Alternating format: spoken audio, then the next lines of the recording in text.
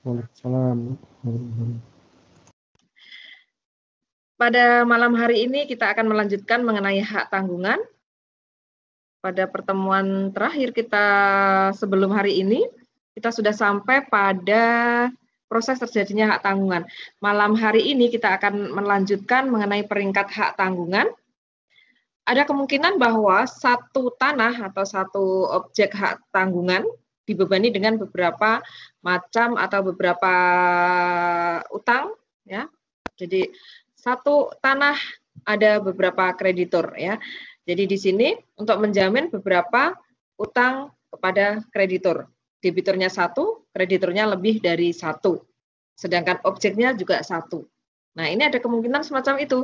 Jadi satu bidang tanah menjadi objek dari beberapa hak tanggungan. Nah, dalam hal ini, masing-masing kreditur pemegang hak tanggungan semuanya memiliki kedudukan preferen. Karena kreditur pemegang hak tanggungan itu memiliki kedudukan sebagai kreditur preferen, jadi lebih didahulukan daripada kreditur-kreditur lain. Nah, kemudian kalau ada lebih dari satu, ya, sementara masing-masing kreditur ini adalah preferen, lalu siapa yang harus didahulukan? Nah, inilah perlu ditentukan siapa peringkat-peringkat, ya, ditentukan peringkat hak tanggungan. Nah, siapa yang akan lebih dahulu dilunasi utangnya, piutangnya, daripada kreditur lainnya, ya, yang memiliki kedudukan yang preferen juga. Nah, disinilah ada peringkat hak tanggungan. Nah, peringkat hak tanggungan ini ditentukan berdasarkan pendaftaran hak tanggungan di kantor pertanahan. Siapa yang lebih dahulu akan mendapatkan peringkat yang lebih kecil. Kemudian selanjutnya peringkat yang lebih besar. Nah, peringkat yang lebih kecil akan lebih didahulukan daripada peringkat yang lebih besar. Misalnya, peringkat 1 akan lebih didahulukan daripada peringkat 2. Demikian juga peringkat 2 akan lebih didahulukan daripada 3, dan seterusnya. Nah, jadi di sini masing-masing kreditur punya kedudukan mendahulu. Namun di antara mendahulu pasti harus ada yang lebih didahulukan. Jadi mendahulu dari yang mendahulu. Nah, kalau kemudian ternyata pendaftarannya itu bareng, ya, pendaftaran di kantor pertanahan bersamaan, tanggalnya sama, maka penetapan peringkat didasarkan pada pembuatan akta pemberian hak tanggungan di PPAT. Bagaimana kalau ternyata pendaftaran bersamaan, kemudian di PPAT pembuatan APHT juga bersamaan. Nah, penetapan peringkatnya adalah berdasarkan nomor urut akta pemberian hak tanggungan yang bersangkutan. Nah, inilah mengenai peringkat hak tanggungan. Selanjutnya kita akan masuk pada peralihan hak tanggungan. Ya. Ada kemungkinan piutang yang dijamin dengan hak tanggungan itu beralih kepada pihak lain. Nah, pada kesempatan yang lalu kita sudah bicarakan bahwa hak tanggungan itu sifatnya asesor. Maka kalau piutang beralih kepada kreditur baru, baik karena sesi, karena subrogasi, karena pewarisan, ya, yang menyebabkan sesuatu piutang itu hak tagih, beralih pada kreditur baru, maka apapun yang melekat pada piutang tersebut, asesor dari piutang tersebut ikut juga beralih demi hukum. Ya. Jadi pasti begitu piutang beralih, ikut juga beralih kepada pihak lain. Nah, peralihan piutang tadi, ya, peralihan piutang yang disertai dengan hak tanggungan ini, ya, jadi peralihan hak tanggungannya itu didaftarkan di kantor pertanahan. Karena di sini hak tanggungan itu memenuhi asas publisitas, sehingga kalau beralih supaya publik juga tahu, maka dipublikasikan juga, jadi didaftarkan juga di kantor pertanahan. Nah, mengenai pendaftaran, peralihan, gitu ya, kemudian pendaftaran peralihan, kemudian roya, ya, itu juga harus di kantor pertanahan dan sekarang tidak lagi dilakukan secara manual karena sudah ada sistem pendaftaran hak tanggungan secara elektronik terintegrasi. Nah, itu dalam Peraturan Menteri Agraria Badan Pertanahan Nasional nomor 5 tahun 2020 itu sudah dilakukan pendaftaran secara terintegrasi. Nah, pendaftaran secara elektronik terintegrasi ini maka tidak hanya pendaftarannya saja, tetapi pendaftaran mengenai peralihan, kemudian roya juga dilakukan secara elektronik. Kemudian selanjutnya hapusnya hak tanggungan. Hak tanggungan yang sudah terjadi ya, maka bisa hapus. Ada beberapa hal yang bisa menyebabkan hak tanggungan itu menjadi hapus. Yang pertama, karena hapusnya utang yang dijamin dengan hak tanggungan. Hak tanggungan sifatnya asesor. Ya, selalu ya ke sana. Jadi hak tanggungan itu sifatnya asesor. Selalu mengikuti perjanjian pokoknya. Sehingga kalau utang sudah dilunasi, maka perjanjian pokok berakhir. Kalau perjanjian pokok berakhir, maka ikutannya, perjanjian asesornya, ikut pula berakhir. Jadi demi hukum, ikut berakhir pula. Jadi langsung begitu utang sudah dilunasi, maka hak tanggungan menjadi berakhir. Kemudian yang kedua, dilepaskannya hak tanggungan oleh pemegang hak tanggungan. Namanya hak, boleh digunakan, boleh juga dilepaskan. Dalam hal kreditor melepaskan haknya, hak tanggungan tadi, maka di sini hapuslah hak tanggungan itu. Nah, pelepasan hak tanggungan oleh kreditor ini harus dilakukan dengan pernyataan dari kreditor secara tertulis.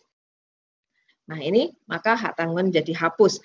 Kemudian yang ketiga, pembersihan hak tanggungan. Nah, pembersihan hak tanggungan, jadi ada kemungkinan objek hak tanggungan itu dibersihkan dari beban hak tanggungan dalam hal, ya kita masuk langsung sekaligus pembahasan mengenai pembersihan hak tanggungan. Jadi hapusnya hak tanggungan karena pembersihan hak tanggungan itu berdasarkan penetapan Ketua Pengadilan Negeri karena permohonan dari pembeli hak atas tanah baik dalam jual beli secara sukarela maupun dalam pelelangan umum untuk meminta supaya dibersihkan objek yang dibelinya tadi dari beban hak tanggungan. Nah, ini sudah diperjanjikan dalam APHT ya. Jadi kalau ada pembelian yang ternyata itu kurang dari nilai penjaminan, maka ini bisa meminta supaya dibersihkan dari beban hak tanggungan. Nah, ini pembeli objek hak tanggungan tersebut meminta kepada pemegang hak tanggungan agar benda yang dibelinya dibersihkan dari segala beban hak tanggungan yang melebihi harga pembelian. Jadi misalnya nilai penjaminannya itu sebesar misalnya 100 juta. Kemudian objek hak tanggungan itu dibeli oleh seorang pembeli dengan harga di bawah 100 juta, misalnya 75 juta. Maka di sini si pembeli tanah atau hak atas tanah tadi bisa meminta supaya dibersihkan tanah tadi dari beban hak tanggungannya, jadi dibersihkan. Nah, ini hak tanggungan jadi hapus. Nah, kita masuk lagi tadi hapusnya hak tanggungan karena hapusnya hak atas tanah yang dibebani dengan hak tanggungan. Jadi ada kemungkinan bahwa objek hak tanggungan itu hapus. Karena apa? Karena hak atas tanahnya hapus. Misalnya, objeknya adalah HGB. HGB ini ada jangka waktu berlakunya, jadi tidak selamanya berlaku. Nah, dalam hal jangka waktu itu berakhir dan tidak dilakukan perpanjangan, maka hapuslah HGB tersebut. Kalau HGB, hak atas tanah tadi hapus, maka di sini objek hak tanggungan sudah tidak ada lagi. Kalau objeknya sudah tidak ada lagi, maka hak tanggungan otomatis menjadi hapus. Bagaimana kalau misalnya utangnya belum selesai? Misalnya ya utangnya sebesar 100 juta. Kemudian baru membayar 50 juta. Nah, HGB yang menjadi objek hak tanggungan habis masa berlakunya. Bagaimana dengan utang yang masih sisa tadi?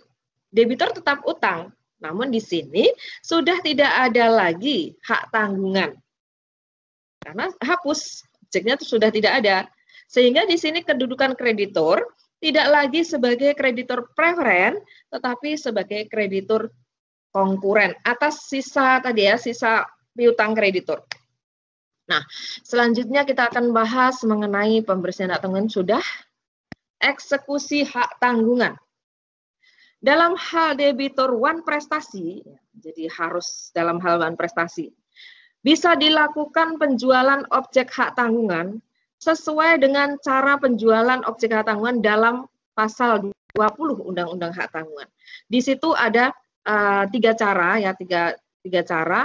Kalau eksekusinya ada hak berdasarkan titel eksekutorial yang sertifikat hak tanggungan, kemudian berdasarkan kekuasaan dari pemegang hak tanggungan sendiri untuk menjual objek hak tanggungan. Nah, berdasarkan titel eksekutorial. Pada kesempatan yang lalu, kita sudah bicarakan bahwa sertifikat hak tanggungan terdapat irah-irah demi keadilan berdasarkan ketuhanan yang Maha Esa. Artinya bahwa dalam hal ini memiliki kekuatan yang sama dengan putusan pengadilan yang telah memperoleh kekuatan hukum tetap, memiliki kekuatan eksekutorial, memiliki kekuatan yang sama dengan putusan pengadilan yang telah memperoleh kekuatan hukum tetap.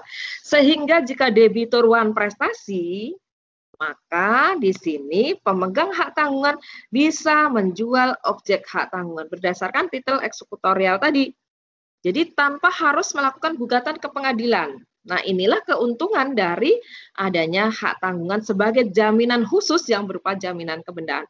Kemudian yang kedua, berdasarkan kekuasaan dari pemegang hak tanggungan pertama sendiri. Nah, ini hak tanggungan pertama.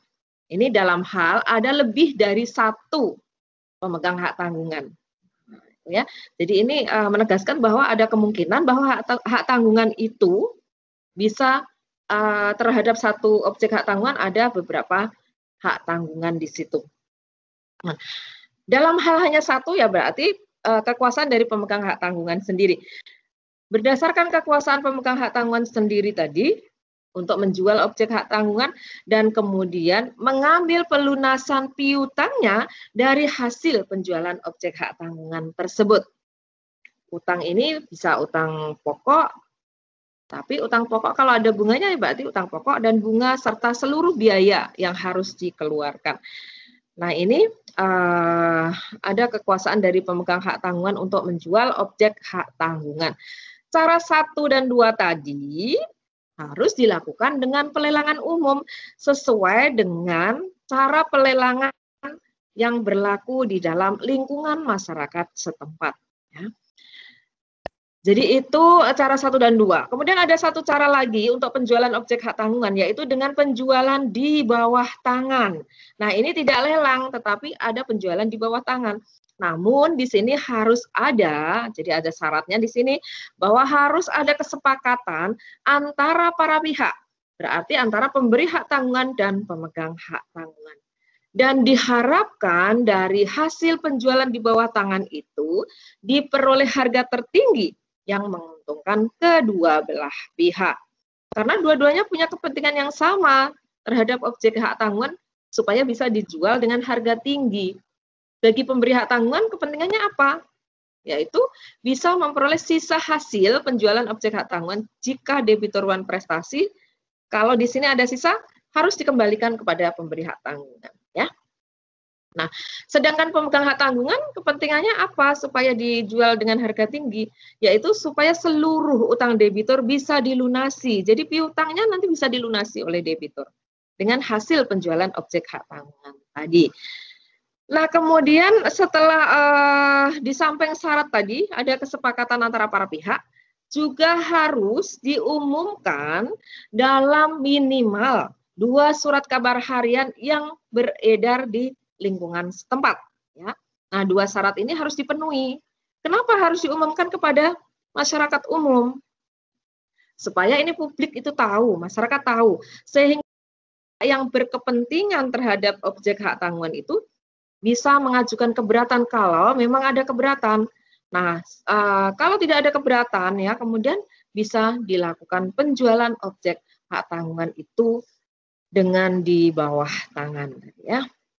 Selanjutnya roya atau pencoretan hak tanggungan. Pasal 22 Undang-Undang Hak Tanggungan di situ disebutkan bahwa dalam hal hak tanggungan hapus, maka kemudian hak tanggungan itu dicoret di kantor pertanahan. Harus dicoret itu ya, dicoret di kantor pertanahan. Tapi ini hapus dulu, baru dilakukan pencoretan. Nah, seringkali orang tuh rancu antara istilah ya, istilah ini padahal sangat penting ya, pencoretan dan penghapusan. Ini sangat berbeda, 2 hal yang sangat berbeda, tapi seringkali disebut secara sama gitu ya, sama. Contohnya dalam peraturan Menteri Agraria itu yang dimaksud pencoretan, tapi di situ penyebutan penghapusan. Bukan penghapusan ya, karena tidak dihapus, tapi dicoret. Catatan dalam sertifikat hak atas tanah dan buku tanah hak atas tanah ya. Kalau kita kembali pada proses terjadinya hak tanggungan, pada waktu pendaftaran hak tanggungan kan dicatat di dalam atau disalin catatan dari buku tanah hak tanggungan, kemudian disalin dalam buku tanah hak atas tanah. Jadi ada dalam buku tanah hak atas tanah ada tulisan bahwa tanah ini menjadi objek hak tanggungan. Kemudian disalin dalam sertifikat hak atas tanah. Jadi sertifikat hak atas tanah juga ada tulisannya bahwa tanah ini dibebani dengan hak tanggungan dengan nilai penjaminan sekian gitu ya. Jadi ada catatan semacam itu. Nah, catatan itu kemudian dilakukan pencoretan. Itu kalau sudah hapus. Kalau sudah hapus hak tanggungan baru dilakukan pencoretan atau roya ya, pencoretan. Dicoret. Jadi tidak dihapuskan tapi coret. Karena hapusnya hak tanggungan tadi kan ada beberapa cara tadi yang sudah kita bahas. Nah, bagaimana kalau misalnya utang sudah dilunasi, kemudian ternyata tidak dilakukan pencoretan, apakah hak tanggungan ini hapus atau tidak? Ya, coba silakan kalau ada yang mau menjawab. Ya, ada? Silakan. Kalau misalnya ya, utang sudah dilunasi oleh debitur, kemudian tidak dilakukan pencoretan atau roya tadi, apakah hak tanggungan itu hapus?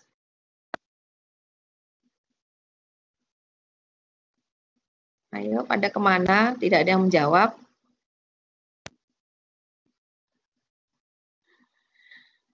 Halo. Silakan dijawab.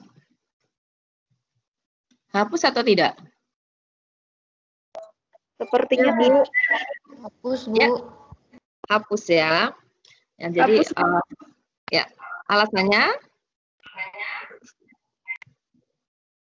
Kok nggak kelihatan namanya ya? Siapa yang jawab tadi ya? Biasanya nyala tuh.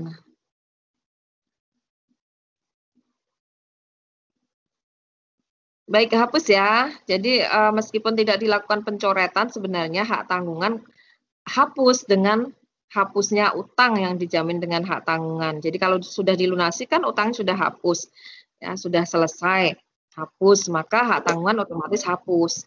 Namun pencoretan ini tetap diperlukan meskipun tidak menyebabkan hapusnya tadi ya. Jadi tetap hapus meskipun tidak dicoret, tetap hapus. Benar sekali tadi ya jawaban dari saya tidak melihat karena tidak nyala tadi ya. Biasanya nyala itu kalau yang ngomong itu. Nah, tetap hapus ya, tetap hapus meskipun tidak dilakukan pencoretan. Namun pencoretan tetap diperlukan. Kenapa? Karena pencoretan ini untuk menunjukkan jadi secara untuk memenuhi asas publisitas tadi ya, supaya terlihat oleh publik bahwa hak tanggungan itu sudah berakhir itu kan dengan pencoretan catatan dalam buku tanah hak atas tanah dan dalam dalam sertifikat hak atas tanah. Nah, itu masyarakat atau publik bisa tahu bahwa itu sudah selesai. Tapi kalau tidak dilakukan pencoretan, maka orang tahunya itu masih ada beban hak tanggungan padahal sebenarnya sudah hapus gitu ya. Nah, ini terutama kepentingan untuk kepentingan si pemberi hak tanggungan. Karena kalau misalnya masih ada catatan semacam itu, kalau mau dijual, misalnya ada mau dijual atau mau dibebani hak tanggungan lagi, itu kan bisa mengalami kesulitan. Jadi tetap hapus, benar sekali tadi ya, tepat jawabannya. Baik, kita lanjutkan. Jaminan fidusia. Nah, kita sudah masuk pada jaminan fidusia. Namun, kita akan lanjutkan pada kesempatan mendatang. Sebelum berakhir pertemuan kita, silakan kalau ada pertanyaan. Kalau tidak ada, saya mau bertanya. Silakan, Anis ya. Ya. Ya. Silakan, Mbak. HT-nya sudah didaftarkan, tapi pas waktu udah didaftarin itu ternyata tanahnya terjadi blokir. Itu HT-nya hapus atau tidak ya, Bu? Itu sudah didaftarkan.